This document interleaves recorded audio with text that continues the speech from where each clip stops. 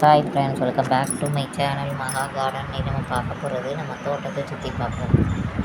அதாவது நேற்று தான் அவ்வளவு செடிகளையுமே மாற்றி வச்சுருக்கேன். எல்லாத்தையும் க்ளீன் பண்ணி எல்லா செடியையும் அரேஞ்ச் பண்ணி வச்சுருக்கேன்.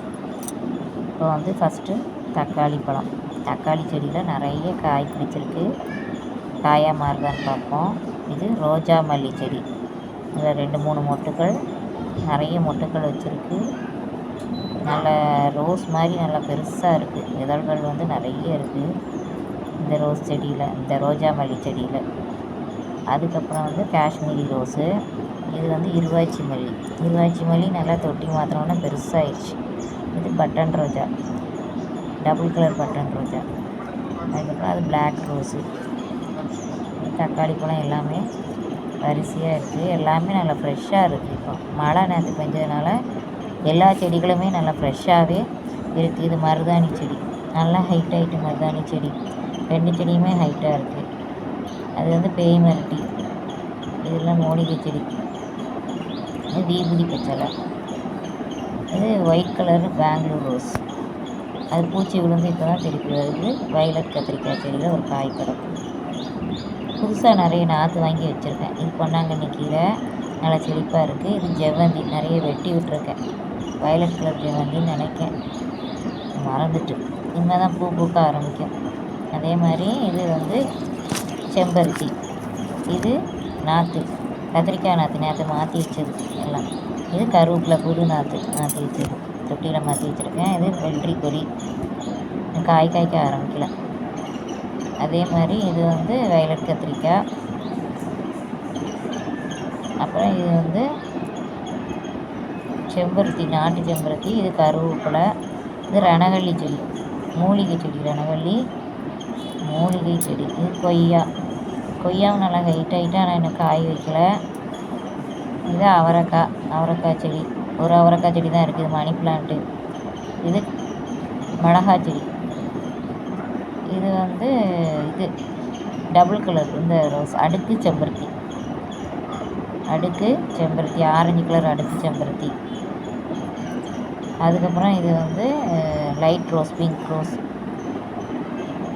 இது வெள்ளை அரளி. இது பன்னீர் ரோஸ், அந்த பக்கமாக இருக்குது பன்னீர் ரோஸ் செடி. இது தக்காளி செடி. இது ஒரு மிளகாய் செடி, ஆனால் ஹைட் ஆகிருக்கு, ஆனால் இன்னும் காய் ஒன்றும் போடலை.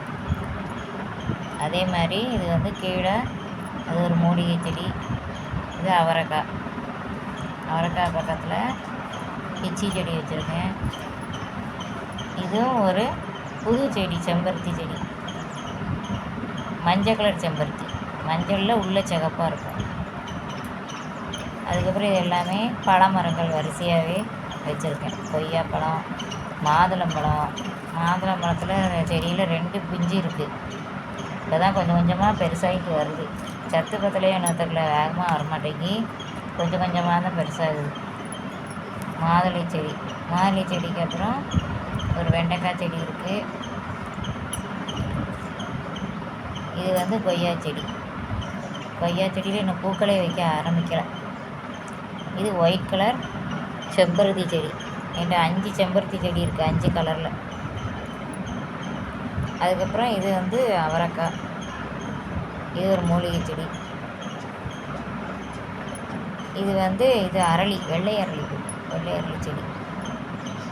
இந்த மாதிரி செடிகள் எல்லாமே நல்லா பசுமையாக இருக்குது. மழை விழுந்தோடனே எல்லாமே நல்லா ஜம்முன்னு ஆகிட்டு, ஓரளவுக்கு எல்லாமே கொஞ்சம் பசுமையாக தான் இருக்குது. புது நாற்றுகள் நிறைய வச்சுருக்கு. எப்படி வருதுன்னு பார்ப்போம். கத்திரிக்காய் நாற்று, தக்காளி நாற்றுலாம் வச்சுருக்கேன். மிளகா நாற்று பரவாயில்லாமல் தான் இருக்குது. இலையெல்லாம் ஒன்று தான் கொடுத்தாங்க, பழக்கி தான் பார்ப்போம். இதெல்லாம் கைப்பிடி சோறில் உள்ளது. மஞ்சள் எல்லாமே வச்சுருக்கேன். நித்திய கல்யாணி. அவ்வளோதான். என்னோடய தோட்டம் வந்து எவ்வளோ பசுமையாக இருக்குதுன்னு பாருங்கள். இதுக்கு வந்து நல்லா டெய்லி உரங்கள் கொடுக்கணும். டெய்லின்னு இல்லை, வாரத்தில் 1 நாள் இல்லாட்டி 2 நாள் நீர் உரங்கள் கொடுக்கலாம், மண்புழு உரம் கொடுக்கலாம். அப்புறம் நம்மளே தயாரித்த கிச்சன் கம்போஸ்ட் கொடுக்கலாம். செடிகளுக்கு உரங்கள் வந்து தொட்டி செடிகளுக்கு நம்ம மாற்றி உரம் கொடுத்தா தான் நல்ல செழுமையாக இருக்கும். மண்ணில் வைக்கிறத விட தொட்டி செடிக்கு நிறைய அதிக